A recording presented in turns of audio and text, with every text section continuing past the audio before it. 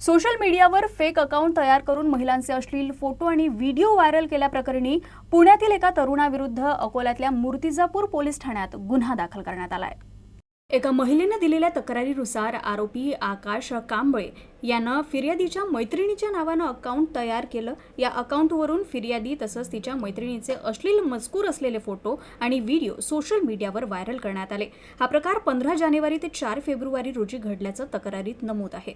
फिर्यादीनं आरोपीस phone करून याबाबत जाब विचारला असता आरोपीनं उलट आणखी अश्लील फोटो आणि व्हिडिओ व्हायरल करण्याची धमकी दिली। या प्रकरणी मूर्तिजापूर शहर पोलीस ठाण्यात माहिती तंत्रज्ञान अधिनियमातील विविध कलमांप्रमाणे गुन्हा नोंदवण्यात आलाय।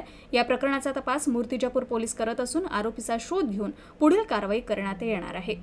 पीडिता जे आहे ते पोलीस स्टेशन मूर्तिजापूर शहरात राहत आहे। तिची एक मैत्रीण आहे, तिची आणि आरोपीची ओळख होती।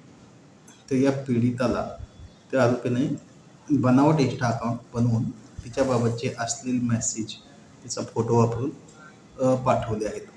तर यावरून पोलीस स्टेशनला अपराध क्रमांक 148/2026 कलम 66C 67 माहिती तंत्रज्ञान अधिनियम त्यासोबत भारतीय न्याय संहिताचे कलम 79 आणि 351 प्रमाणे गुन्हा दाखल आहे। गुन्ह्याचा तपास सुरू आहे। आरोपीला अद्याप अटक नाही, कारण आरोपी हा बाहेरगावी राहत आहे। त्यामुळं बाकीचे टेक्निकल सगळ्या बाबींची माहिती घेऊन त्या आरोपीला अटक करून आम्ही पुढील तपास करत आहोत।